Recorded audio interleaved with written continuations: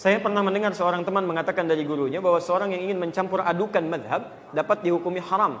Pertanyaan saya, bagaimanakah seharusnya pemahaman yang benar akan hal ini sesuai syariat? Tadi malam kami terangkan madhab, kami terangkan manhaj. Dan kita telah sama-sama belajar insya Allah ya. Baik.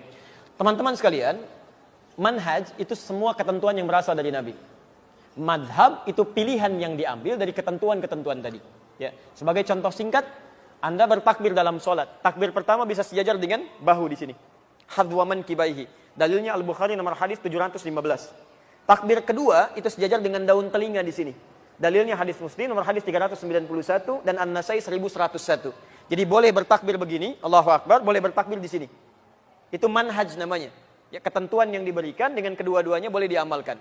Tapi nggak mungkin Anda sholat kemudian mempraktekkan keduanya langsung. Begitu takbir, saya ingin sempurna sholatnya dalam takbir yang diajarkan oleh Nabi. Semuanya mau saya lakukan supaya pahalanya makin banyak. Allahu Akbar, misal ya. Baik. Jangankan Anda mik aja sampai kaget ya tuh, gitu kan? Nah, itu nggak tepat. Anda lakukan Allah, itu nggak bisa, nggak ada. Yang mesti Anda kerjakan dan mungkin dikerjakan, pilih salah satu.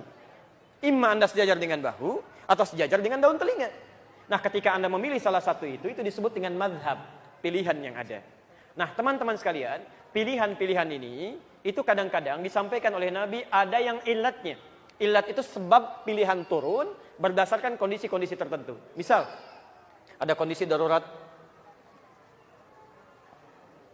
ada saat safar. Saat safar antum boleh qashar kan? Dari yang 4 rakaat jadi 2 rakaat kan? Makanya salat sunnahnya ditiadakan di sini. Awas hati-hati ya, hati-hati. Antum terbiasa salat sunnah misalnya. Kemudian antum safar. Antum qashar misalnya kan, yang 4 jadi 2 rakaat. Kesempatan masih lenggang, ada peluang salat sunnah misalnya. Masih boleh salat sunnah? Halo? Oh, ya nggak usah, jangan terlampau soleh. Awas, nggak usah dikerjakan. Nggak usah, yang fardu aja antum turunkan jadi 2, 4 jadi 2. Kenapa antum tambah dengan sunnah lagi? Saat Anda tidak mengerjakan salat sunnah itu, pahala salat sunnahnya sudah dituliskan. Itu hadisnya sahih di Al-Bukhari. Idza maridul abdu aw safar kutiba lahu mithla ma kana alaihi muqiman sahihan. Kalau seorang hamba punya uzur, bahkan dia safar tidak mengerjakan amalan rutinnya, yang 4 jadi 2, yang sunnah nggak dikerjakan, itu pahala konsistensi amalan sebelumnya sudah dituliskan walaupun tidak dikerjakan. Nah, kadang-kadang orang safar ini bacaan-bacanya dipendek.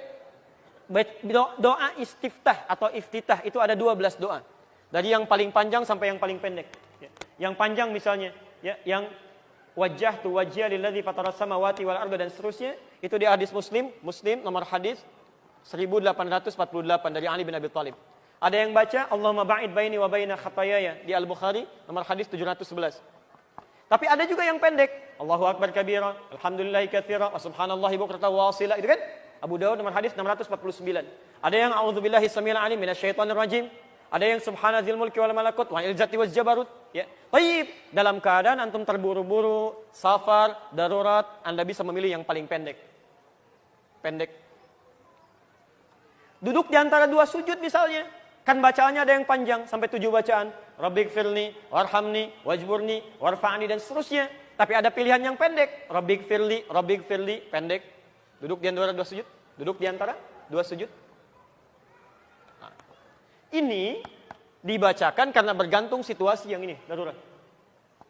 Yang jadi masalah, yang dilarang itu adalah ada orang yang dalam kondisi normal sengaja mengambil campur adukan madhab dicampur adukan, yang ini ngambil yang ini untuk ringannya saja supaya cepat menuntaskan sholat. Takbirnya nggak usah tinggi-tinggi, pendek aja. Allahu Akbar. Ya, subhanadzil mulki wal jabarut wal izzati wal jabarut, selesai. Bacanya iftitah, kemudian setelah itu Fatihahnya. Setelah itu baca surat yang paling pendek, ya inna a'tainakal kautsar fasholli rabbika wanhar nasyani'aka wal abtar. Kemudian dia ruku, subhana rabbiyal azim wa bihamdi, sami'allahu liman hamidah, subhana rabbiyal a'la, rabbighfirli. Pengen cepat selesai. Allahu akbar. Salat 23 rakaat 7 menit. Allahu akbar, Allahu akbar. Allahu akbar, Allahu akbar. La haula wala quwwata illa billah. Ini yang disebut dengan talfiq namanya. Talfiq. Mencampur adukan mazhab-mazhab yang ada hanya untuk mengambil keringanan-keringanan supaya nyantai dalam ibadah tapi tidak khusyuk dalam menunaikannya. Ini yang haram. Tapi kalau Anda misalnya mengambil pendapat terkuat yang Anda pandang kuat untuk diamalkan dalam keseharian, itu boleh. Boleh. Misal, doanya kan banyak, Anda mengambil yang Allahumma ba'id misalnya. Kemudian tahiyatnya Anda mengambil telunjuknya yang begini, tidak tergerak-gerakkan misal, gitu kan? Dalam Al-Fatihah Anda menggunakan bismillah dijaharkan. Jahar misalnya kan, pendapat Imam Asy-Syafi'i. Tahiyatnya misalnya Anda menggunakan yang begini, tidak bergerak, Imam Ahmad bin Hanbal. Misal, itu bukan mencampur adukan. Anda pelajari, lihat pendapatnya, oh ini yang paling kuat. Mengambil pendapat yang paling kuat itu disebut dengan tarjih namanya. Tarjih.